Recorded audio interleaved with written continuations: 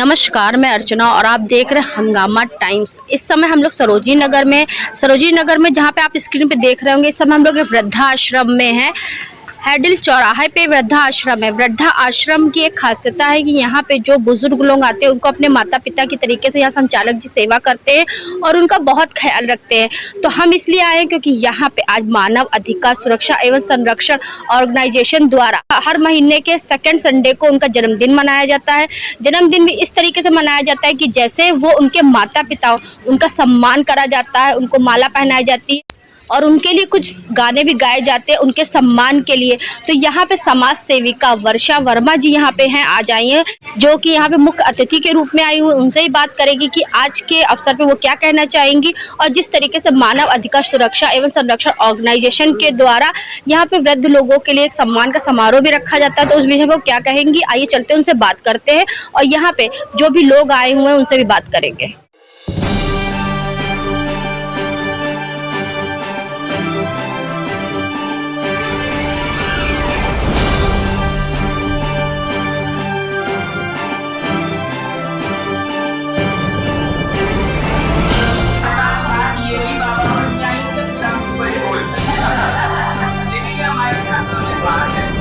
सबसे अच्छी चीज ये है कि जो काम कोई ना करे वो सब ये कर दे। और ये अगर यहाँ है पार्टी नहीं है, नहीं बन पा रहे, तो ऐसा नहीं है कि हम मुफ्त में रहते हैं। ये अपनी चीजों को जस्टिफाई करते हैं, हम लोगों का हाथ बढ़ाते हैं। तो वृद्धाश्रम में जिन बुजुर्गों का आज जन्मदिन मनाया जा रहा है, तो हमारे साथ में यहाँ के संस्थापक सुशील चंद्र त्रिवेदी जी भी हैं, तो उनसे हम बात करेंगे कि आज के अवसर पे वो क्या कहेंगे। आपका स्वागत है सर जी। तो आज जो बुजुर्गों का जन्मदिन मनाया जा रहा है और आपने इतनी अच्छा एक यहाँ पे जो वृद्धाश्रम की नींव रखी है, तो उसके बारे में क्या कहेंगे। हमारा तो पूरा उद्देश्य, पूरा जीवन इसीलिए है कि वृद्धों की सेवा हो, उन लोगों की सेवा हो जिनको आवश्यकता है समाज में सेवा की, सद्भावना की, जो समाज में उपेक्षित हैं, परेशान हैं। तो मैंने कोशिश किया है कि अपने इस परिवार को पारिवारिक वातावरण दूं और मैंने ऐसा ही प्रत्येक आश्रम में लगभग कर रखा है। उसमें मैं परिवार की तरह से ही समझाता हूं, परिवार की तरह से ही डांटता हूं, परिवार के मुखिया की तरह उसी तरीके से लालन पालन करता हूं। मेरा एक ही उद्देश्य है, इनको किसी को भी किसी तरीके से भोजन में जो इस समय इस अवस्था में परेशानी होती है, मन का घर में भी नहीं मिल पाता है, तो वो उनको बराबर मन का मिले। कपड़े यथासंभव अच्छे से अच्छे साफ़ सुथरे ये लोग पहने और अच्छी से अच्छी इनकी सुविधा, जो भी दवाई की हम लोगों के संभव है उतनी अच्छी हम लोग करें और जितनी इनकी सेवा करी जा सके। अंतिम समय है, ये भगवान का नाम लें, जिस के भगवान को मानते हो अपना। तो लखनऊ में तो आपका वृद्धाश्रम है और उत्तर प्रदेश में और कहाँ आपने इस पेड़ को खड़ा करा है। असल में सन 2007 की भारत सरकार की गाइडलाइन के हिसाब से उत्तर प्रदेश में ये स्कीम आकर के 2010 तक ऐसे ही पड़ी थी।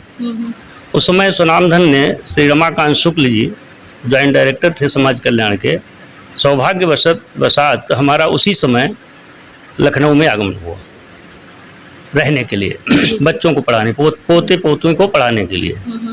हम लोग पहले से बहुत परिचित थे सन 91 से। तो उनका डॉक्टर साहब आप आए हैं तो आप थोड़ा सा इसको देख लीजिए में है और वृद्धों की सेवा हो सकती है, इसमें कुछ करिए। तो हमने अपने ही घर पे बैठ करके इस पूरे कार्यक्रम को बनाया और उनके सामने प्रस्तुत किया। उन्होंने सरकार के सामने प्रस्तुत किया। तो धीरे धीरे वो बात चल निकली और 2014 तक उत्तर प्रदेश सरकार ने इसको पूरी तरीके से स्वीकृत कर लिया। तब तक वो रिटायर हो चुके थे। फिर एक पीसी उपाध्याय जी आए उस पद पर, वो जॉइंट डायरेक्टर हुए, एडिशनल डायरेक्टर हुए।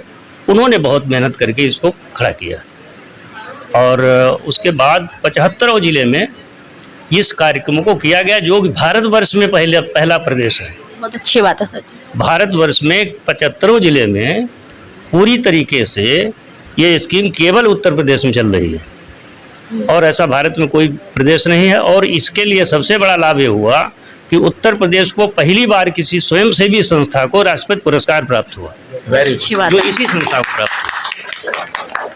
तो ये सारे सौभाग्य मिले, समाज ने दिए जिस तरीके से मानव अधिकार सुरक्षा संरक्षण ऑर्गेनाइजेशन द्वारा यहाँ पे हर महीने के सेकंड संडे को बुजुर्गों का जन्मदिन मनाया जाता है, तो इस बारे में क्या कहेंगे आप?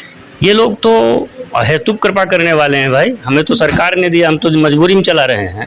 हमें तो कहीं पर मजबूरी हो सकती है किसी चीज़ को फॉलो करने की। ये लोग तो स्वयं आए हैं, तो देव तुल्य लोग हैं, इनकी तो तुलना किसी से है नहीं। तो स्वैच्छिक रूप से अपने संसाधनों से यहाँ पर मंदिर निर्माण कराया, इनकी जितनी आवश्यकताएं होती हैं उचित वो पूरी करते हैं, और इन लोगों को तो जितनी साधुवाद दिया जाए उतना कम है। थैंक यू सर जी। आप क्या कहना चाहेंगे सर, आज आपके द्वारा यहाँ पे संस्था के द्वारा यहाँ पे जन्मदिन मनाया जा रहा है लोगों का? जैसा कि आपको मालूम ही है, every second Sunday off every month हम लोग ये जन्मदिन मनाते हैं। और ये अप्रैल का जो महीना था, ये महीना कुछ विशेष साबित हुआ है, क्योंकि 5 अप्रैल को हनुमान मंदिर की स्थापना हुई। कल हनुमान जन्मोत्सव था, वो मनाया गया। आज हमारे बाबा दादी का जन्मोत्सव मनाया जा रहा है। तो अप्रैल के महीने में तो पूरा ये ऐसा लग रहा है कि उत्सवमय हो गया है वृद्धाश्रम। और हम लोग को ये अपॉर्चुनिटी जो मिलती है, इसके लिए हम लोग भगवान को भी धन्यवाद देते हैं, आश्रम के बाबा दादी को भी धन्यवाद देते हैं, आश्रम के प्रबंधन को भी धन्यवाद देते हैं, जो आप लोग हम लोग को मौका देते हैं यहाँ पे कुछ करने का। क्योंकि हम लोग का अब रिटायर होने के बाद में एक ही उद्देश्य है कि समाज कल्याण के लिए जो कुछ भी कर सकते हैं, जो कुछ हम लोगों को समाज से मिला था, वो हम समाज को अधिक से अधिक वापस कर सकें, इसी उद्देश्य के साथ हम लोग काम कर रहे हैं। और हम लोग बहुत प्रसन्न हैं। मुख्य अतिथि के रूप में यहाँ पे आज कौन आया? आज हमारे मुख्य अतिथि के रूप में एक एनजीओ, एक कोशिश ऐसी भी लखनऊ का एनजीओ है, जिसकी हेड हैं वर्षा वर्मा जी। वर्षा वर्मा जी को आज हमने आमंत्रित किया है। और वर्षा वर्मा जी के बारे में तो पूरी तरीके से बता पाना संभव ही नहीं है। बस मैं छोटा सा ये कह सकता हूँ कि उन्होंने कोई क्षेत्र ऐसा छोड़ा नहीं है समाज कल्याण का जिसमें कि वो कार्य ना कर रही हों। हमसे आयु में लगभग आधी आयु की होंगी मैं समझता हूँ, लेकिन मुझसे 100 गुना ज़्यादा काम कर रही हैं। मैं भगवान से प्रार्थना करता हूँ कि उनको ऐसे ही भगवान उनको समृद्धि दें, इनको ऐसे ही प्रेरणा दें, इनको ऐसी ही शक्ति दें कि ये करती रहें। और आज मैं ये इनसे वायदा कर रहा हूँ कि हमारी ऑर्गेनाइजेशन की ओर से और मैं व्यक्तिगत अपनी ओर से कि आपके जो समाज कल्याण के कार्य हैं उसमें कहीं पे भी अगर हमारी भागीदारी संभव है तो हम हमेशा आपके साथ खड़े हैं। और आपसे हम भी मदद चाहेंगे कि अगर कहीं पे हमारे कोई ज़रूरत है तो वर्षा जी को हम कॉल कर लें। वर्षा जी ने वैसे भी अपना नंबर फ्लोट कर रखा है कि 24/7/365 किसी टाइम पे इनको कॉल कर लीजिए, उपलब्ध रहती हैं। कहते नहीं भगवान की कृपा और वर्षा कहाँ बरस जाए पता नहीं चलता। तो हमारे साथ में वर्षा वर्मा जी हैं, तो उनकी वर्षा पूरे प्रदेश में कैसे बरस रही है वो भी हम उनसे जानेंगे। आपका स्वागत है सर जी। बहुत बहुत धन्यवाद आपका, और आप सभी लोगों का मैं तहे दिल से आभार व्यक्त करती हूँ कि इस पावन पर्व ही हम कहेंगे, इस पावन पर्व में आपने हमें आमंत्रित किया, इसका एक छोटा सा हिस्सा बनाया और इतनी ढेर सारे आशीर्वाद दिए। लेकिन मैं आपको एक बात बताऊँ, थोड़ा सा गहराई से समझिएगा, इसको सिर्फ बातों में मत लीजिएगा। आप विश्वास जानिए, मैं दिल से चाहती हूँ कि पूरे लखनऊ के क्या पूरे भारत के सारे वृद्धाश्रम पूरी तरह से बंद हो जाए। उसका रीजन ये है कि एक वृद्धाश्रम एक नीड हुई थी जब परिवारों पे, जिनके परिवार में कोई नहीं रह जाता था, तो उनके लिए एक ये नीड की तरह ये खोला गया था। और आजकल ये एक परंपरा के रूप में हो गया है कि बच्चे बाहर सेट हो गए हैं या बच्चे यहाँ पे भी हैं, और अगर वो नौकरी चाकरी में है तो वो अपने माँ बाप को ला करके एक वृद्धाश्रम में डाल देते हैं। तो ये गलत परंपरा की नींव भी पड़ी है कहीं ना कहीं, यदि आप विचार करें तो मेरा ये मानना है कि पूरी तरह से बंद हो जाए वृद्धाश्रम। और जो भी माँ बाप वृद्धाश्रम में रह रहे हैं, प्रभु से मैं इतनी चाहती हूँ कि वो इतनी कृपा बरसाएं कि वो सभी बुजुर्ग माँ बाप अपने अपने परिवार के साथ, अपने बच्चों के साथ अपने घर में अपना समय बिताएं। तो ये एक छोटी सी अपील प्रभु से है। और जो बहुत वाकई में जो ऐसे परिवार हैं जिनका वाकई में कोई नहीं है, तो उनके लिए तो प्रभु के द्वार खुले ही हुए हैं। और उसके बाद फिर एक बार मैं आप सभी लोगों का तहे दिल से आभार व्यक्त करती हूँ कि आपने मुझे इस पावन पर्व का यहाँ पे एक छोटा सा हिस्सा बनाया। बहुत बहुत धन्यवाद। कहते हैं कि कभी हम जो काम शुरू करते हैं वो पॉजिटिव नजरिए से शुरू करते हैं, लेकिन कब वो नेगेटिव बन जाता है पता नहीं चलता। वृद्धा आश्रम में जो शुरू करा गया था तो वो ऐसे लोगों के लिए शुरू करा गया था जिनका कोई नहीं है। लेकिन आज हमारे देश का दुर्भाग्य है कि जो माता पिता हमें पालते हैं, बड़ा करते हैं, जब उनको सहारा देने की बात आती है तो बच्चे उनसे पल्ला झाड़ लेते हैं। तो ऐसा किसी को नहीं करना चाहिए। तो मैम एक सवाल आपसे और करेंगे कि आपके द्वारा अन्य और किस तरीके की मदद लोगों को होती है? मैं आपको बताऊं, मेरी संस्था की एक टैगलाइन है और वो बहुत सिंपल सी है, किसी भी वास्तविक सेवा के लिए आप मुझे संपर्क कर सकते हैं। और मेरा पर्सनल नंबर फ्लोट है, ऑल ओवर इंडिया पूरा फ्लोट है। तो किसी भी वास्तविक सेवा में एजुकेशन भी आती है, हेल्थ भी आता है, मेडिकल डिपार्टमेंट भी आता है। मेरा सारे लखनऊ के जो वृद्धाश्रम है वहाँ से भी कोलैबोरेशन है। सारे बुजुर्ग के पास ऑलमोस्ट हमारा नंबर वायरल है। तो किसी को, क्योंकि इन बुजुर्गों के लिए मुझे लगता है कि 200 रुपये प्रति माह गवर्नमेंट देती है, 200 रुपये में एक दवाई का पत्ता भी नहीं आता है आजकल की महंगाई में। तो वो अपने बड़े बड़े इलाज, या मान लीजिए चश्मा ही टूट जाता है, ये एक आपके लिए छोटी बात हो सकती है, लेकिन ये कदापि छोटी बात नहीं है। यदि आपका चश्मा टूट जाता है आप देख नहीं पाएंगे, यदि आप देख ही नहीं पाएंगे तो आप अपनी नॉर्मल लाइफ, आप अपना 1 मिनट भी नॉर्मल नहीं स्पेंड कर पाएंगे। बहुत छोटी सी बात है, किसी के पास चप्पल टूट जाती है या इस तरह की कोई भी छोटी छोटी चीजें होती हैं, उसके लिए हमें डायरेक्ट अप्रोच करते हैं लोग। और इस एक छोटी सी चप्पल से, एक छोटे से चश्मे से लेकर के, मेहरा जी जैसे कि सामने बैठे हुए, मुझे लगता है इनके ऑपरेशन में मुझे 2.5 लाख रुपए का एक मुश्त जो खर्चा आया था, और आगे पीछे जो आया था वो आया ही था। प्रभु की कृपा से हम लोगों ने वो भी हैंडल कराया। इसी क्षेत्र में अगर एजुकेशन से रिलेटेड कोई भी बच्चा अगर पढ़ना चाहता है और उसके पास पैसे की कमी है, तो संस्था पूरी कोशिश करती है कि साल भर की फीस, और आगे भी हम उनको अडॉप्ट कर लेते हैं। एक हिसाब से बच्चों की एजुकेशन पूरी अडॉप्ट कर लेते हैं, जिसके अंदर स्टेशनरी, बुक्स और कॉपी किताबें जो आती हैं, साथ में ड्रेसेस, यूनिफॉर्म जो होती हैं, और बाकी का पूरा फीस का भी हम लोग अपनी तरफ से देख लेते हैं। ऐसे ही न जाने कितने परिवार ऐसे हैं कोरोना से पहले भी और कोरोना के बाद भी, जिनका अपना सब कुछ खत्म हो गया, बेरोजगार हो गए। ऐसे कई परिवारों ने आत्महत्या के लिए अप्रोच किया अपने आप को। तो मैंने उनका काउंसलिंग करके उनको छोटे छोटे रोजगार से जोड़ा। देखिए, हम राशन हर महीने बहुत नहीं पहुंचा सकते हैं, और उनको हाथ पे हाथ रख करके बैठा करके खिलाना भी कहीं ना कहीं देखा जाए तो एक गलत बात हो जाएगी। तो उनको 1 महीने का राशन प्रोवाइड करा के, ताकि वो फिजिकली और मेंटली उस चीज के लिए सेटिस्फाई हो जाए कि अभी फिलहाल 1 महीने का उनके पास टाइम है, फिर उनको छोटे छोटे रोजगार से जोड़ देते हैं। तो छोटे से रोजगार से जोड़ने से एक तो वो बेरोजगारी से हट जाते हैं, मान सम्मान के साथ वापस अपना जीवन यापन कर सकते हैं। तो रोजगार से रिलेटेड हो, शिक्षा के क्षेत्र में हो, और मैं आपको बताऊं कि पूरे उत्तर प्रदेश में हमारी निःशुल्क सेवाएं जो जा रही हैं, वो न सिर्फ हमारे शव वाहन की है, न सिर्फ एम्बुलेंस की है। मैंने 5 ऐसे बेड खरीद रखे हैं जो बड़ी बीमारियों के बाद या बड़े एक्सीडेंट के बाद जो हॉस्पिटल से जो छूट जाते हैं, परिवारजन अपने घर जाते हैं, लेकिन उनको एक अस्पताल के बेड की जरूरत होती है, तो वो बेड भी हम पूरी तरह से निःशुल्क प्रोवाइड कराते हैं आप लोगों को।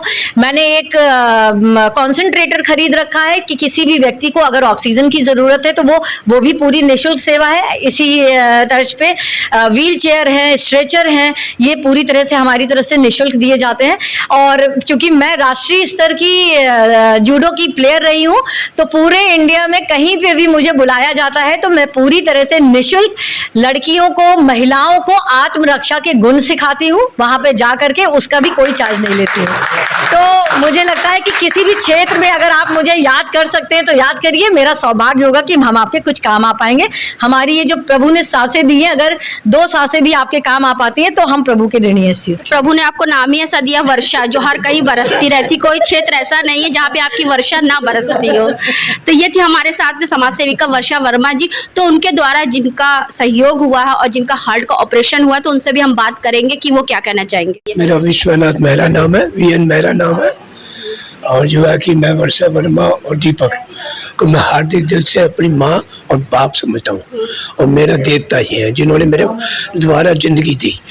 डॉक्टर बोल चुके थे कि जो है कि ये नहीं कैसे पहुंच गया, इन्होंने 5 रोज IC रूम में रखा, 2.5 लाख रुपए ऑपरेशन में किया, भाग दौड़ करके, और अपनी संस्था से और हमारे वृद्धाश्रम के लेटर पैड लेके सब कुछ लिखवा के, और लाख रुपए योगी जी से इंतजार कराया, और मेरा पूरा इलाज कराया। दवाइयाँ मेरे को 1.5-2 साल तक दवाइयाँ देते रहे, जो 5,000 रुपये की दवाई आती है मेरी, 4,500-5,000 रुपये की।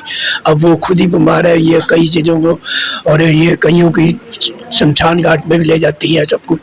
ये तो भैया देवी है, ये माता देवी है, मैं इसको देवी मानता हूँ और अपनी माँ मानता हूँ। मेरी जन्म देने वाली माँ नहीं, इससे बढ़ के ये माँ है। आपको दूसरा जन्म देने वाली माँ। दूसरा जन्म देने वाली माँ यही है। बाबा दादियों के लिए असीम प्यार लेकर के आए हुए हैं। साथ में यश भैया का जन्मदिन हम बुजुर्गों के बीच में मनाया जा रहा है और हम बुजुर्गों का भी जन्मदिन साथ में मनाया जा रहा है। भैया बिटिया वगैरह के दिलों में हम लोगों के प्रति अपार प्यार है, अपार प्यार है। हम लोगों को बहुत खुशी हो रही है कि ऐसा सुनहरा समय हम लोगों को देखने के लिए मिला है। हम लोग आप सबको कोट कोट धन्यवाद दे रहे हैं। तो आज वृद्धा आश्रम में यश आनंद जी का भी जन्मदिन मनाया गया, तो आज के मौके पर क्या कहेंगे? आपका स्वागत है, पहली बात तो आपको happy birthday. Thank you so much, आपका भी बहुत बहुत धन्यवाद। आज इन लोगों के साथ जन्मदिन मिला के मतलब मुझे ऐसा लगा कि इतने सालों में अपने दोस्तों के साथ, घर वालों के साथ मनाया, वो बहुत अच्छा था। बट ऐसा जन्मदिन मैं सोच भी नहीं सकता था कि इतना अच्छा सुबह मेरी शुरुआत होगी, इतना प्यार, इतना आशीर्वाद मिलेगा, और मतलब इससे अच्छा मैं सोच भी नहीं सकता कि कोई तरीका है जन्मदिन मनाने का। अगले साल का क्या प्लान रहेगा आपका? अगले साल का भी मैं तो यही चाहूँगा कि भगवान मुझे यहीं लेके आए और प्यार मिले, मुझे और सीखने को मिले कि क्या इन लोग से एक्सपीरियंस सीखने को मिले। इन अंकल मुझे लेके आते हैं अपने साथ, वो कैसे सेवा की जाती है, ये सब बहुत सीखने को मिल रहा है और I am feeling very lucky. और लोगों से क्या कहना चाहेंगे जो अपने माता पिता को यहाँ छोड़ जाते हैं और उनकी सेवा से अपना पल्ला झाड़ लेते हैं? ऐसे लोगों से मैं तो कुछ नहीं कहना चाहूँगा, क्योंकि मुझे लगता है कि वो इसके काबिल नहीं है। उनकी किस्मत खराब है कि वो सेवा नहीं कर पाए, और हमारी किस्मत और ज़्यादा अच्छी है कि हम अपने माँ बाप के अलावा उनके माँ बाप की भी सेवा कर पा रहे हैं। प्रभु ने इतना सक्षम बनाया चीजों को एकजुट करके। इनका हार्ट का ऑपरेशन हुआ, 2.5 लाख रुपए की जरूरत थी, और विश्वास जानिए मेरे पास ऐसा कोई 2.5 लाख रुपया नहीं था। लेकिन हाँ, मुझे मेरे मन में ये विश्वास था कि अगर इनकी नीड आई है तो ये चीज मुझे पूरी करनी है। मैं और दीपक जी मिलकर के एकजुट हो गए। हमने अपने सोशल मीडिया पे इनकी स्टोरी शेयर की और 1.5 लाख रुपया हमें सोशल मीडिया से मिला और 1 लाख रुपया हम लोगों ने रोहित जी गवर्नमेंट से निकलवा करके इनका हार्ट का ऑपरेशन। बेस्ट पार्ट क्या था? बेस्ट पार्ट अभी भी बाकी है। बेस्ट पार्ट ये था कि जैसे ही ये ठीक हुए, इन्होंने मुझसे कहा कि वापस मेरी दुकान खुलवाओ, मुझे दुकान पहुंचना और एक बात, इससे भी बड़ी बात जो मेरे लिए इतनी बड़ी बात है, कोई भी माँ बाप ये अधिकार किसी अनजान व्यक्ति को नहीं दे सकता है जो इन्होंने मुझे दे रखा है।